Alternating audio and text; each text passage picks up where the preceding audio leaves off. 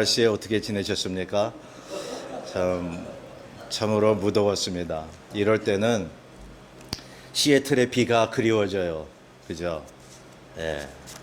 그냥 줄기차게 내리는 시애틀의 비가 그립습니다. 그러나 여름은 또 여름 다 와야 되기 때문에 이렇게 또 무더운 것도 감사합니다. 예. 서양이나 동양, 특히 한국에는 여러 속담들이 전해져 내려오고 있죠. 그 속담들 중에 보면 징조에 대해서 말하는 것들이 많이 있습니다. 예를 들어 볼까요? 마른 번개는 가뭄의 징조다라는 말 들으셨죠? 마른 번개란 지면이 과열돼서 상승 기류가 생기는데 거기서 발생하는 열뇌를 말하는 것입니다. 그래서 비구름이 형성되기가 어려운 것입니다. 맑은 하늘에 번개가 치면요, 대기가 건조하다는 증거죠. 예, 곧 가뭄이 올 것을 예고하는 것입니다. 또 이런 말이 있습니다. 반딧불이 높이 날면 바람이 없다라고 하는 거죠. 또 이런 말이 있습니다. 뭉게구름은 맑을 징조다. 또 어떤 말이 있습니까? 물고기가 물 위에 입을 내놓는 것은 물속의 산소 부족 때문이고 저기압으로 비가 올 징조를 이야기한다고 말합니다. 또 이런 말이 있습니다. 개미떼들이 길에 많이 쏟아져 나오면 비가 올 징조라고요. 또 이런 말이 있습니다. 가을에 낙엽이 일찍 지면 그해 겨울에 눈이 빨리 온다고요. 기후에 대한 것만이 아닙니다. 사람의 운명에 대한 것도 있죠. 하나를 알면 열을 안다. 그거 보통 많이 쓰죠. 하나를 알면 열을 알아. 예, 뭐 그런 경우도 많이 있어요. 또 이런 말도 있습니다. 성공하는 사람은 변화당하는 것보다 변화를 주도한다. 예, 변화를 주도하는 사람이 성공한다고 하는 말이 있습니다. 성도 여러분, 우리가 살다 보면 어떤 일이 나타나기 전에 어떤 징후와 징조가 나타남을 우리는 경험하고 있습니다. 하나님께서 그렇게 만드셨습니다. 몸에 어떤 병이 나타나기 전에 몸이 우리에게 경고를 보내잖아요. 우리의 영혼도 마찬가지입니다. 내가 하나님과 멀어지고 영혼이 타락하고 있다면 그 예후가 있습니다. 기도하기가 점점 싫어지고 하나님의 말씀을 듣는데도 별로 감동이 없을 때에 믿음이 식어진다는 징조겠죠. 반대로 나의 몸이나 영혼이 건강해지고 앞으로 삶이 형통한다는 징조가 있습니다. 그게 뭐냐면 마음에 평안이 오고 매사가 이렇게 자신감이 있고 확신이 생기고 주의 말씀을 듣는데 기쁨이 있고 감사가 생길 때 말이죠. 마음이 즐거우면 앞으로 모든 게 잘 된다는 얘기죠. 그러니 그러한 징조도 우리가 만들 수 있지 않을까요? 많은 징조를 우리가 만들 수는 없습니다만은, 그러나 우리가 앞으로의 삶을 위해서 믿음을 갖고 기도하면 그러한 징조를 내가 만들면 하나님이 그 믿음의 징조대로 복을 내리시지 않을까요? 하나님께서 그렇게 인도하십니다. 성경에 보면요, 예언서와 잠언서와 전도서를 보면 다 기후에 대한 또 인간의 삶에 대한 징조를 이야기하고 있습니다. 주님께서도 말씀하셨습니다. 마태복음 24장에 보면 주님께서 말세의 징조, 재림의 징조를 보여주고 계십니다. 마태복음 24장 32절에 말씀하시기를 무화과의 비유를 배우라. 그 가지가 연하여지고 잎사귀를 내면 여름이 가까운 줄을 아나니 이와 같이 너희도 이 모든 일을 보거든 인자가 가까이 곧 문 앞에 이른 줄 알라. 징조를 보라는 거죠. 요즘 하도 말세의 징조가 있다 그러잖아요. 예. 그 말세의 징조는 주께서 말씀하기를 노아의 시대와 같으며 소돔과 고모라와 같다고 말씀하셨습니다. 그 노아의 시대와 소돔과 고모라가 어떠했나요? 하나님 믿기 싫어하고 또한 동성애를 즐기며 그저 자기만을 위해서 먹고 마시는 시대였습니다. 지금 그런 징조가 있잖아요. 인간 역사 다 그런 현상들이 있었지만 특별히 이 마지막 때에 일어나는 징조는 이 동성애와 우상 섬기는 거예요. 그리고 교회가 타락하는 거예요. 종교가 통합하는 거예요. 적그리스도의 징조인 것입니다. 하나님은 어떤 작정된 큰 일을 행하시기 전에 그 징조를 보여주셨습니다. 주님이 말씀합니다. 마태복음 16장 3절에 너희가 천기는 분별할 줄 알면서 시대의 표적은 분별할 수 없느냐고요. 주께서 말씀하신 시대의 표적을 사인, 징조 이렇게 해석을 합니다. 내가 시대를 통해서 사인을 주고 있다. 마지막 때임을 그 징조임을 말씀해 주고 있다. 너희들이 왜 그것을 분별할 줄 모르느냐. 여러분 징조를 잘 읽을 줄 아는 사람은요 자기 미래를 알거든요. 하나님은 개인이나 그 민족에게 징조부터 보여주시는데요. 그 징조는 앞으로 다가올 구원과 축복에 대한 징조가 있으며 반대로 하나님의 징계를 보여줄 징조가 있는 것입니다. 그래서 믿음이 있는 자는 그 징조가 어떤 징조인지 알거든요. 네. 어떻게 해요? 하나님의 말씀이 있잖아요. 그리고 모든 역사와 내 자신의 삶의 정황을 비춰보면 알 수 있다는 사실입니다. 그래서 아주 작은 징조에도 믿는 자는 촉각을 세우는 것입니다. 작은 일도 하찮게 안 여겨요. 자그마한 일도 하나님 이걸 통해서 내게 무슨 말씀을 하시는 겁니까? 이걸 통해서 하나님께서 이 시대에 어떤 일이 일어날 것을 말씀하시는 것입니까? 라고 말이죠. 이런 사람은요 정말 영성이 풍부한 사람이죠. 말씀을 아주 깊이 읽은 사람이에요. 과거에 나타난 하나님의 사건을 깊이 묵상하고 마음속에 새긴 사람은 징조를 보며 미래의 일을 알게 됩니다. 그래서 살아있는 하나님의 말씀이에요. 몇천 년 전에 그런 사건만이 아니라는 얘기죠. 어떤 집사님이 이유 없이 몸이 아프고 하는 일마다 되지 않았죠. 그런데 이분이 그것을 그냥 우연이나 재수 없는 일로 여기지 않고 주님 앞에 이렇게 기도했습니다. 주여, 나에게 이러한 고난을 주신 것이 무엇을 뜻하는 것입니까? 그냥 재수 없어 이런다거나 하나님이 나를 사랑하지 않는가 보다라거나 이러지 않고 이것을 통해서 주여 나에게 무엇을 원하고 계십니까? 라고 했다면 이 사람은 영역이 있는 사람이에요. 하나도 놓치지 않는 거예요. 어떤 사건도 하나님의 사건으로 보는 거죠. 단 하나님의 말씀과 모든 삶의 정황을 배경으로 해야 합니다. 무작정 그냥 어느 사건 하나 가지고 하나님의 징조야 라고 말할 수는 없겠죠.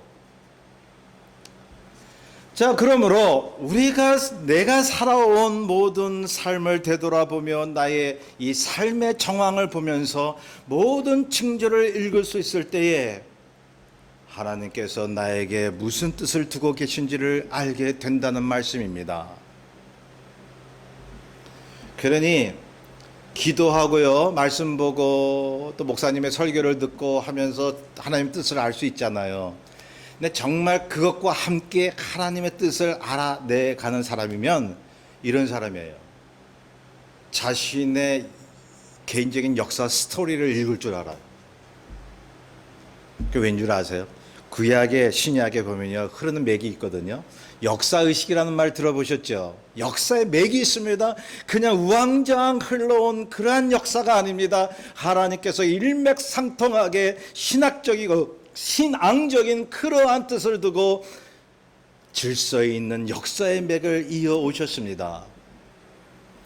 그 역사를 해석하는 사람이 예언자였고 믿음 있는 사람들이었어요. 그러니 자신의 개인의 역사도 읽을 줄 알아야 돼요.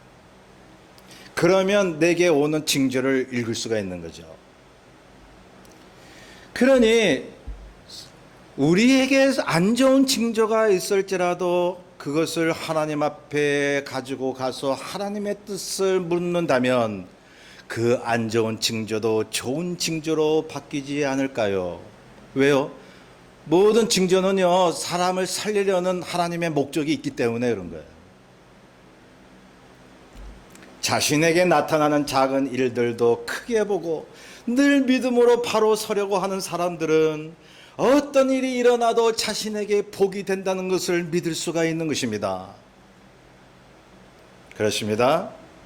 자, 본문의 배경을 보면 이스라엘 민족이 죄에 빠졌습니다. 여기도 역사의 맥이 흐르고 있어요. 개인의 맥, 이 삶의 정황, 이것이 흐르고 있거든요. 자, 그게 뭡니까? 이스라엘 민족이 죄에 빠져 하나님을 도외시하고 자기 탐욕대로 살고 있다는 얘기입니다. 바알 신과 아세라 신을 섬기고 하나님을 쳐버린 것입니다.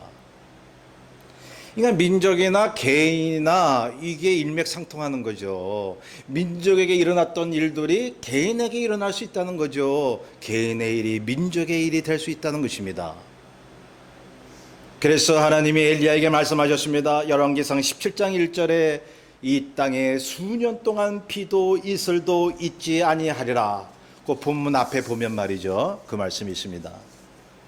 그 야고보서 5장에 보면요, 3년 6개월 동안 비가 안 온다고 그랬어요.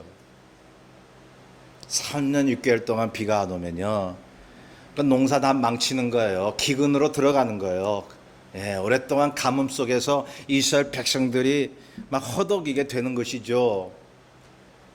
가뭄에 농사를 지을 수가 없고 백성은 기아에 허덕이게 됩니다. 모두가 다 이스라엘 왕 아합과 그의 아내 이세벨의 죄 때문에 그렇습니다. 그 아합과 이세벨이 바알과 아세라 신을 들여와서 이스라엘 백성들에게 그것을 숭배하도록 강요를 했던 것입니다. 그들은 전통적으로 믿어왔던 하나님을 쳐버리고 우상을 섬기고 드디어 하나님의 징계를 받게 되는 것입니다. 그게 뭐냐 하면 가뭄이 드는 거예요. 엘리야 선지자는 먼저 비가 오지 않을 것을 선포하고 그 징조가 서서히 나타날 것을 행동으로 보여줍니다. 열왕기상 17장 3절에 보면요, 요단 앞 그릿 시냇가가 있어요. 시냇물이 흐르는 그, 한국으로 말하면 강원도 두메산골 정도. 거기로 하나님이 가라고 그러셨거든요. 그러니까 하나님의 말씀에 따를 수밖에요. 가서 있는데 하나님께서 이 까마귀를 시켜서 떡과 고기를 날라다가 먹게 하셨거든요. 가뭄의 징조인 것입니다. 사람의 농사로 먹고 사는 것이 아니라 까마귀 미물을 통해서 먹고 살 수밖에 없는, 하나님의 도우심이 없이는 먹고 살 수 없는 그러한 상황이 펼쳐짐을 그 징조로 보여주고 계시는 것입니다. 흔히 예언자들은 상징적인 행동으로 그 징조를 보여줬거든요. 에스겔 이런 사람들이. 자, 그런데 그렇게 엘리야가 지내고 있는데 마셨던 시냇물이 마르기 시작합니다. 비가 더 이상 내리지 않습니다. 그러니 말이죠, 이 가뭄이 이 역사상 가장 큰 저주 아닙니까? 비가 기우제들이고 별별 짓을 다 해도 비가 내리지 않고, 그게 모두 책임이 왕에게, 지도자에게 있다는 그런 해석을 많이 하잖아요. 성경도 마찬가지인 것입니다. 지도자가 잘못되면 그 민족이 잘못되어 가고 있었습니다. 지도자를 잘 뽑아야 돼요. 그죠? 가정의 지도자, 교회의 지도자, 민족의 지도자, 어느 사회, 직장의 지도자가 잘못되면요, 영적으로 타락해버려요. 자, 그런데 보세요. 하나님이 엘리야에게 앞으로 다시 비가 올 것이라는 징조를 보여주시는데, 가뭄과 기아 가운데서도 양식을 주시는 기적이 일어났던 것입니다. 하나님의 기적으로 먼저 사르밧 과부가 양식이 다 떨어지죠. 본문 앞에 보면 그게 나옵니다. 우리가 다 읽진 않았지만, 자, 사르밧 과부가 어땠습니까? 이 밀가루가 조금밖에 남지 않았습니다. 한 끼 해먹고 자기 아들과 죽을 판이었습니다. 얼마나 기가 막혀요. 아들하고 같이 사는데 가뭄이 들었으니까 양식을 구할 수가 없는 거예요.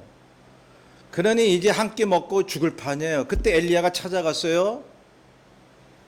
그리고 그 가정에 어떤 역사를 베풀어 줍니까? 통 안에 있는 가루와 병에 있는 기름이 넘치도록 하나님의 역사가 나타났던 것입니다. 앞으로 있을 그러한 이 큰 피의 징조라고 하는 것을 우리는 알아야 되는 것입니다. 하나님께서 타락한 이스라엘 백성들을 아직도 버리지 않고 있다는 것을 예고하고 있는 것입니다. 그러니 어떤 안 좋은 징조, 그래서 안 좋은 사건들이 일어나고 시대에 보세요. 예? 전염병과 여러 가지 어려운 가운데 많은 사람들이 고통을 겪지만, 그런 가운데서 주님께서 믿는 자에게 주시는 구원의 징조를 여러분들은 읽고 계신가요? 안 좋은 징조가 나타남과 동시에 그것은 사람을 살리기 위한 하나님의 뜻이요, 그 나쁜 징조와 함께 다가올 하나님의 좋은 징조를 여러분들은 보고 계신가요? 자, 하나님의 기적으로 굶어 죽을 뻔한 한 가정을 살리십니다. 빈곤 속에 풍성하신 하나님의 역사요. 예후가 안 좋은 징조에도 회복의 징조가 있었던 것이죠. 이게 얼마나 우리에게 희망적인 말이에요. 여러분, 시대가 악해져 가죠. 주님 오실 날이 머지않았다 그러죠. 그리고 참 사람들이 완악해 가잖아요. 예? 세상 마지막 때다 이렇게 우리가 생각을 하죠. 예, 하나님의 마지막 심판 징조인 것입니다. 그런데요, 그러한 징조들이 주님 오실 징조 아니겠어요? 안 좋은 징조이지만 믿는 자에게 구원을 주실 징조요, 믿는 자에게 경성할 수 있는 기회를 주시는 하나님의 메시지인 것입니다. 자, 그러므로 성도 여러분, 어렵고 빈곤한 가운데 풍족히 채워주시는 하나님을 경험하고 계시나요? 여러분, 과거에 물질적으로 힘들고 어려우신 적 있으시죠? 몸이 아프고 어찌해야 될지 모르는 그러한 상황에 있었던 적 있으시죠?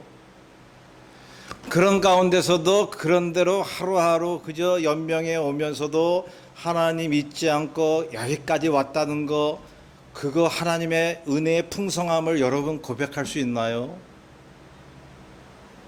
여러분, 빈곤 속의 풍성을 믿으셔야 됩니다. 가난 속에 부요함을 주시는 우리 하나님을 믿으셔야 됩니다. 광야같이 메마른 이민 생활 속에서 척척한 주님의 생명수를 맛보며 사시나요? 주님은 그런 분이다 이거죠. 그러니 안 좋은 일 있으면 곧 좋은 일이 온다는 걸 믿으세요. 그냥 믿어버리세요. 예, 믿으면 주께서 믿는 대로 된다고 말씀하셨어요. 그 믿음 아니고 우리가 어찌 신앙생활을 한다고 얘기할 수 있습니까? 자, 하나님이 이제 대대적인 큰 비를 내리시는 축복의 준비를 하고 계시는데, 그 전에 그 징조를 보여주고 계십니다. 그게 뭐냐 하면, 먼저 바알신과 아세라신을 섬기는 선지자들을 처단하는 일이셨습니다. 죄를 청산하지 않으면 하나님이 비를 내릴 수가 없는 거예요. 은혜를 내려주실 수가 없는 거예요. 그게 그 유명한 갈멜산에서의 하나님의 불의 응답이었던 것이죠. 그 사건이 본문 앞에 나옵니다. 갈멜산에서 하나님이 진정한 신인지, 바알이나 아세라 신이 진정한 신인지 대결이 붙었습니다. 이 바알과 아세라 신은요, 부부예요, 부부. 그래서 이 바알 신은요, 신상을 보면 황소 얼굴을 가지고 있어요. 뿔을 가지고 있고. 그래서 이 이 바알 신은요 풍요의 신으로 믿었거든요. 그때 고대 근동의 이방 사람들이 믿었던 신이죠. 그 신을 들여왔다는 거죠. 하나님을 믿는 이스라엘 백성들이 영적으로 간음한 거예요. 주님 외에 다른 세상 것을 더 의지하면 우상 숭배여 영적으로 간음한 것입니다. 그렇게 풍요한 비를 내리는 그러한 신으로 믿었던 것이죠. 이 바알 신이. 그런데 아세라 신이 있습니다. 근데 아세라 신상을 보면요 여자 모양이에요. 가슴이 있고 이렇게 항아리를 이렇게 지니고 있어요. 그래서 이렇게 비를 받는 그러한 신상입니다. 그러니 바알이 비를 내리면 아세라가 비를 받고 땅에 풍족한 수확을 거둘 수 있다는 것을 얘기해 주고 있으니 하나님보다는 이 아세라 바알을 더 믿었다는 거예요. 그 당시 백성들이. 그래서 엘리야가 그들과 대결을 했습니다. 하나님께서 그렇게 시키셨습니다. 너희들이 믿는 바알과 아세라가 진정한 신인지 아니면 너희들이 전통적으로 믿어왔던 여호와 하나님이 진정한 신인지 하나님이 보여주실 것이다.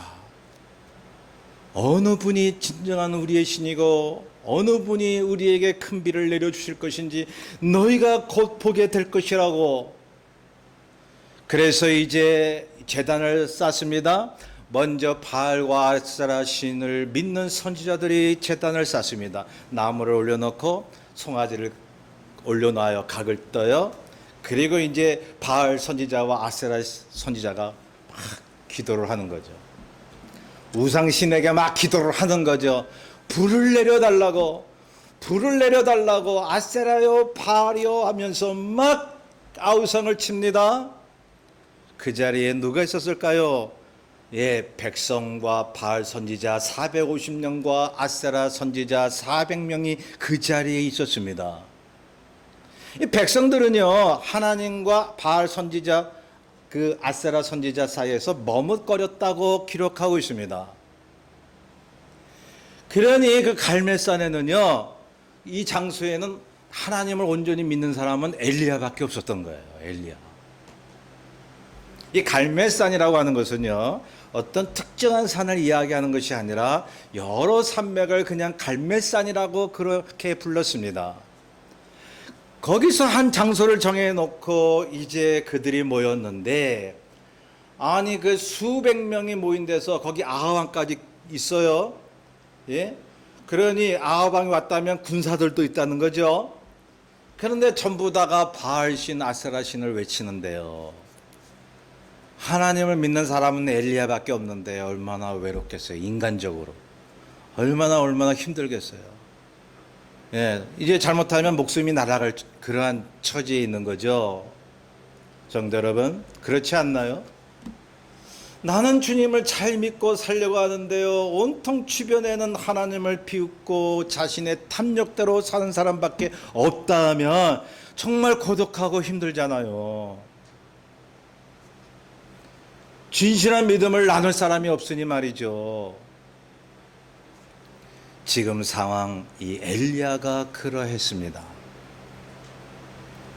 그런데 엘리야는 탐대했습니다. 거기에 모인 사람들보다 세상의 모든 자연보다도 크신 하나님, 모든 것을 주관하시는 하나님, 불을 내리시고 큰 비를 내리시는 우리 하나님, 그 하나님이 엘리야 편이 되어주시니 엘리야는 두려움이 없었던 겁니다. 고독도 없었고 외로움도 없었습니다. 하나님이 함께 하신다는데, 예수 그리스도 성령이 나와 함께 하신다는데 왜 외로움이 있나요? 거기서 대결을 하는데 어느 신이 참 신인지 이제 대결을 하는데요. 자, 각각 제단을 쌓고 송아지 각을 떴죠. 그 각을 뜬 송아지를 나무 위에 놓습니다. 먼저 바알 선지자와 아세라 선지자가 불을 내려달라고 막 소리를 지릅니다. 바알이여 아세라여 우리에게 불을 내려 주옵소서. 그런데 하루 종일 외쳐도 응답이 없습니다. 응답이 없자 선지자들이 자기 몸에 막 칼을 찌릅니다. 자해를 합니다. 막 불을 내려달라고 막 고통스럽게 막 간구를 합니다. 그래도 응답이 없습니다. 이제 엘리야의 차례입니다. 제단을 쌓고 도랑을 만듭니다. 송아지 각을 떠서 올려놓습니다. 번제물에 물을 부어가지고 나무에 흐르게 하고 또랑을 파서 또랑까지 차게 만듭니다. 그리고 엘리야는 그 많은 사람 앞에서 하나님 앞에 기도합니다. 아브라함과 이삭과 이스라엘의 하나님, 내가 주의 종인 것과 내가 주의 말씀대로 이 모든 일을 행하는 것을 오늘 알게 하옵소서. 여호와여, 내게 응답하소서. 내게 응답하소서. 어떻게 보면 많은 군중 앞에서 외로운 기도였지만은 하나님이 알아주는 기도였습니다. 그랬더니 여호와의 불이 내려와 번제물과 나무와 또랑을 태우는 역사가 일어났던 것입니다. 야, 백성들이 보았습니다. 우리의 하나님이라고요. 우리의 조상 때부터 믿어왔던 하나님이 진정한 하나님이시라고. 여호와 그는 하나님이시로다. 여러분요, 하나님이 죄 앞에서는요 단호합니다. 하나님이 그러셨죠. 엘리야를 시켜서, 엘리야는 백성을 시켜 거기에 모인 바알 아세라 선지자를 다 쳐서 죽이게 합니다. 이스라엘의 죄를 청산해야만 했던 것입니다. 하나님이 주시는 복의 징조 그 자체 아닙니까? 엘리야는 그것을 알았죠. 죄 때문에 기근이 왔으니 죄를 청산하면 하나님이 다시 비를 내려 양식의 복을 주신다는 것을. 그러니 믿는 자는 그걸 아는 거예요. 내가 어떤 어려움이 왔다면 내가 이것을 고치면 되지 않을까 아는 거죠. 그러니 내가 어떤 죄로 인해서 그런 어려움이 왔다면 그 죄를 해결하며 어려움을 하나님께서 걷어갈 주실 것을 알게 되는 거예요. 믿는다기보다 아는 거예요. 믿음보다는 알미 더 강한 거예요. 그렇게 아는 거예요. 그냥 엄마 아빠가 나를 사랑하고 나를 보살펴 주는 걸 아는 것처럼 그냥 믿습니다 안 해도 알고 있는 겁니다. 그래서 엘리야는 이미 알고 아합 왕에게 그렇게 선포한 것입니다. 올라가서 먹고 마시소서. 큰 빗소리가 있나이다. 그런데 아직 하늘은 구름 한 점 없어요. 그런데 엘리야는 단호하게 이야기합니다. 큰 빗소리가 있겠나이다라고요. 이 큰 비가 온다는 확신이 엘리야에게 있었죠. 어떻게 해요? 말씀드렸죠. 가뭄이 온 원인을 아니까 앞으로 큰 비가 올 원인도 알았기 때문이에요. 여러분, 성경은요 흔히 우리가 그런 말 하잖아요. 원인 없는 결과는 없다고요. 그러니 성경도 마찬가지입니다. 하나님의 역사도 마찬가지죠. 원인을 해결하면 하나님께서 비를 내려주시는 거예요. 성도 여러분, 하나님이 주신 징조냐를 알려면 하나님의 말씀과 자신의 믿음 생활의 정황을 살펴야 한다고 말씀을 드렸습니다. 자, 그렇다면 엘리야도 이 맥락을 보면서 하나님께서 큰 비를 내려주실 징조를 알았습니다. 자, 엘리야가 그걸 알고 갈멜산 꼭대기로 올라가 땅에 꿇어 엎드려 그의 얼굴을 무릎 사이에 넣고 기도하고 있습니다. 주여 비를 내려 주시옵소서. 여러분, 정말 믿음을 가지고 응답받는 기도라고 하는 것은요 이미 하나님께서 행하실 줄 알고 기도하는 게 믿음의 기도예요. 물론 하나님이 내게 응답 주실까 아닌가 이렇게 좀 의심적인 가운데서 기도할 수 있어요. 그런 적이 더 많이 있어요. 그런데 하나님이 확실히 이거는 행하실 거야라고 하는 그 확신찬 믿음 속에 기도하면요, 그러니까 역사의 맥을 짚고 기도해야죠. 그러면 반드시 하나님께서 응답하신다는 거죠. 믿고 기도하면 받은 줄로 믿으라고 말씀하신 그 뜻이 그것인 것이죠. 자, 엘리야는 사환에게 시킵니다. 올라가 바다 쪽을 바라보라. 그런데 하늘에 아무것도 보이지가 않습니다. 아무 징조가 보이지 않습니다. 아무 징조가 보이지 않지만 보일 징조를 믿고 있었던 거예요. 그렇죠? 자, 사환에게 말합니다. 사환이 말합니다. 아무것도 없나이다. 엘리야가 다시 말합니다. 7번까지 다시 가라. 참으로 그렇잖아요. 비가 올 징조가 아직 없는데도 징조가 있을 것을 미리 알고 사환을 계속 보내잖아요. 계속 가봐라, 가봐라. 하나님께서 징조를 주실 거야.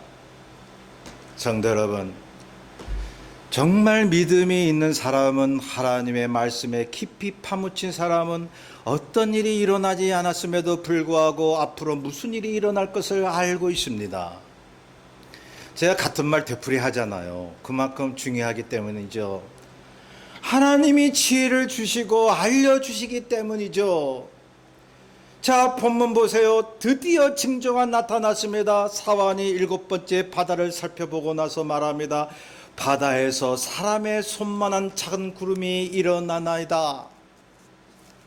근데 한번 생각해 보세요. 손만한 작은 구름이라고 그랬는데 이거 작은 구름 갖고 이거 가뭄을 해소할 비가 되겠느냐 이 말이죠. 손만한 작은 구름이 그대로 그냥 작은 구름으로 끝일 수가 있잖아요. 그게 어떻게 가뭄을 해소할 큰 비가 된다고 어떻게 장담을 합니까?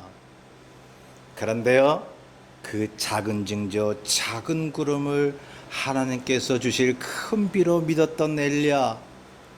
왜요? 정황상 그렇게 믿었던 거예요. 정황상.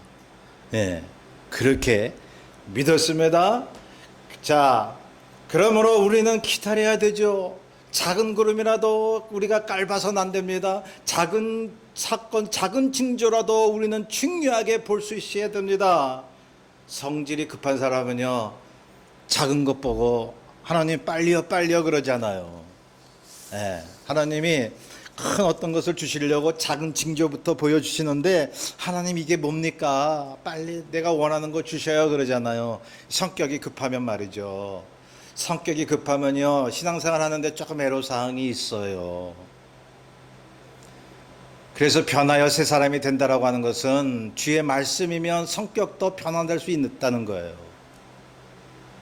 자, 혹시 우리 중에 하나님이 큰 은혜 주시려고 먼저 작은 징조를 보여주시는데 그것을 하찮게 여기거나 무관심해하는 분이 안 계신가요? 엘리야는 알았습니다. 그 손만한 작은 구름이 곧 이스라엘 땅을 적시는 큰 비가 된다는 사실을요, 작은 구름이 작은 구름으로 끝나지 않고 가뭄을 해소할 큰 비가 될 수 있음을요. 그러니 작은 징조를 기다리세요. 하나님이 덮어놓고 큰 걸 안 줘요. 왜? 인내를 요구하시는 거예요. 엘리야는 이미 선포한 적이 있습니다. 큰 빗소리가 있겠다고. 그러니 이제 작은 구름을 보고는 행동에 옮깁니다. 아합 왕에게 비에 막히지 않도록 떠나라고 말합니다. 그리고 자신도 똑같은 방향으로 출발을 하게 되는 것이죠. 조금 후에 구름과 바람이 일어나서 하늘이 캄캄해지며 큰 비가 내리기 시작합니다. 하나님의 능력이 엘리야에게 임했던 것입니다. 엘리야는 허리를 동이고 아합 왕 앞서 달리기 시작합니다. 왜요? 다음에 사역지로 달려간 것입니다. 여러분, 우리 예수 믿는 사람들도요, 오늘날 살 때에 하나님의 일을 끝냈으면 다음 사역을 하나님께서 준비하셔요. 그러니요, 여러분 지금 하나님 나에게 은혜 주심을 감사합니다. 끝난 게 아니라는 거죠. 또 어떤 연단이 올 수 있다는 거죠. 그리고 복을 주시고, 복을 주시면 또 연단이 올 수도 있고, 그러다가 주님 곁에 가는 거예요. 여러분, 예수 믿는다고 세상에서 문제 하나 없이 살 생각하면 오산이겠죠. 자, 보세요. 하나님이 우리에게도 어떤 징조를 보여주시는 것은 준비하라는 거 아닌가요? 하나님의 메시지인 것입니다. 작은 징조를 주실 때에 하나님께서 우리에게 무엇을 준비하라는 메시지이니 우리는 기다리고 또 기도로서 우리는 인내해야 합니다. 지금 우리에게 여러 가지 징조들이 보이죠. 말씀드렸듯이 마지막 때의 징조인 것입니다. 세상이 어떻게 타락하고 있는지 말이죠. 예, 세상 사람들이 어떻게 어떤 신을 섬기고 있는지 알잖아요. 세상 사람들이 신으로 제일 섬기는 게 뭐죠? 돈입니다. 돈. 그 다음에 건강, 뭐 명예 이런 것들이요. 그리고 교회가요 다른 타종교와 통합하려는 움직임이 있습니다. 부분적으로. 예, 다 요한계시록에 다 나옵니다. 음녀의 교회라고.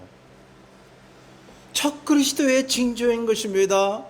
또 갖가지 지구의 재해의 징조가 있습니다. 그것이 곧 주님이 곧 오실 징조라고 주께서 말씀하고 있습니다. 그러니 안 좋은 징조잖아요. 그 안 좋은 징조를 보고 믿는 자는 구원의 징조로 해석해야 된단 말이죠. 주님 오실 때가 그렇게 그런 징조가 있다고 말씀을 하셨으니 말이죠. 깨어 있으라고 말씀을 하셨으니까요. 우리 개인을 어떻게 인도하실 것인가에 대한 징조도 있는 것입니다. 우리에게 어떻게 복을 주시고 구원을 주실지 그 징조 말입니다. 우리의 영혼의 상태를 알리는 그 사인도 있습니다. 경고의 사인도 있는 것입니다. 하나님이 보내시는 그 사인을 우리는 읽고 있으며 준비하고 있나요? 그러니 작은 사인에 주목해야 돼요. 큰 것만 이렇게 보는 것이 아니라 우리 가운데 아주 사소한 일이라도 하나님이 주시는 메시지로 들을 수만 있다면 여러분 영적으로 승리해요. 마귀가 틈타질 못해요. 마귀야 물러와라 10번 외치는 사람보다 자기 개인의 삶을 해석하고 어떠한 사인을 볼 줄 아는 사람이 더 큰 능력이 있는 거예요. 주님이 말씀하시는 걸 보면 징조를 보고 준비하는 그리스도의 신부가 신랑을 맞이할 것이라고 말씀하셨습니다. 깨어있는 사람만이 마지막을 준비하는 사람이라고 말씀하고 있습니다. 부디 여러 징조들과 상황들을 잘 보시고 잘 준비하셔서 하나님의 축복과 구원의 손길을 맛보시는 저와 여러분 되시기를 주의 이름으로 축원합니다. 우리의 뜻을 잘 생각하면서 212장을 함께 찬송합니다. 212장